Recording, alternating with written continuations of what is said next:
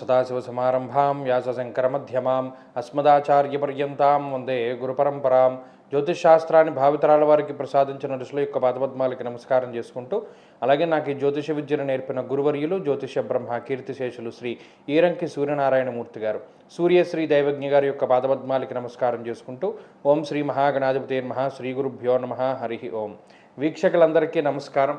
మే నెల 17వ తారీఖు లగాయితూ మే 23వ తారీఖు వరకు ఉండేటువంటి గ్రహగతుల ఆధారంగా ద్వాదశ రాశుల వారికి ఈ వారం ఏ విధమైనటువంటి శుభాశుభ ఫలితాలు కలగబోతూ ఉన్నాయో ఈ కార్యక్రమం ద్వారా తెలుసుకుందాం. అందులో భాగంగా ఈ వారంలో ఉండేటువంటి గ్రహస్థితిని గమనిద్దాం.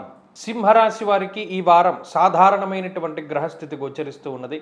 ప్రత్యేకించి ఈ రాశి వారికి 7-1 స్థానముల యందు రాహుకేతువులు ఉండడం, కాలసర్పదోషం పట్టడం అనేటువంటిది ఈ 7-1 స్థానాలతోటి పడుతోంది. కాబట్టి అంతా కూడా కమ్యూనికేషన్ వ్యవస్థలోనే జరుగుతూ ఉంటుంది.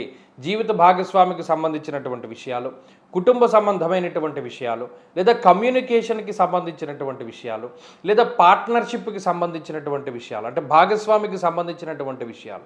ఇక్కడ మీరు ఎంత వారితోటి సఖ్యతని ప్రదర్శిస్తూ ఉన్నా అవతల పక్క వారికి మీ మీద నమ్మకం కలగదు. ఎందుకంటే ఇక్కడ ఉన్నటువంటి గ్రహస్థితి ఆ విధంగా ఉంటుంది. మీ రాస్యాధిపతి దశమంలో దిగ్బలయుక్తుడై ఉన్నప్పటికీ మీకు చాలా కాన్ఫిడెంట్గా ఉంటారు. ప్రతి విషయాన్ని చాలా స్పష్టంగా చెప్తారు, అన్నీ జరిగేవి చెప్తారు. కానీ అవతల పక్క వాళ్ళు ఎవరు మిమ్మల్ని నమ్మరు. ఎందుకంటే మీ గ్రహస్థితి అటువంటిది. ఇక్కడ సప్తమంలో రాహు ఉన్నప్పుడు ప్రత్యేకించి ఏం జాగ్రత్త తీసుకోవాలి అంటే, అవతల పక్కవాడు మనల్ని నమ్మాడు అని అనుకోవడం మీ మూర్ఖత్వమే. ఈ విషయాన్ని దృష్టిలో పెట్టుకోండి.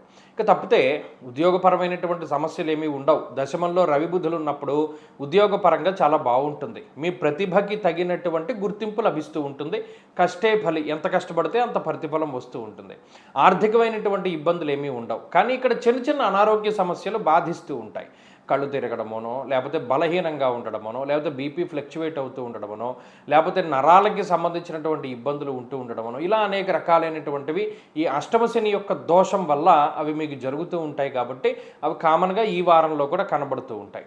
అయితే లాభస్థానమందు ఉండేటువంటి శుక్ర గురులు కూడా ఆకస్మిక ధన ప్రాప్తిని సూచిస్తారు. కాబట్టి ఉద్యోగ మార్పుకే ప్రయత్నము, లేదా ఏదైనా టీఏడిఏలో, లేకపోతే ఏదైనా ప్రమోషన్లో, ఇంక్రిమెంట్లో, ఇటువంటి వాటికి కూడా ఈ వారంలో అవకాశం ఉంటుంది సింహరాశి వారికి. కాబట్టి ఈ వారంలో ఉండేటువంటి గ్రహగతుల్ని మరింత మెరుగుపరుచుకోవడానికి ఆంజనేయ స్వామి యొక్క ఆరాధన చేస్తూ ఉండడం చెప్పదగినటువంటి సూచన. ఈ వారంలో కలిసి వచ్చేటువంటి రోజు శుక్రవారంగా చెప్పవచ్చును. అదృష్ట సంఖ్య 5, అదృష్ట వర్ణము తెలుపు. తదుపరి కన్యారాశి.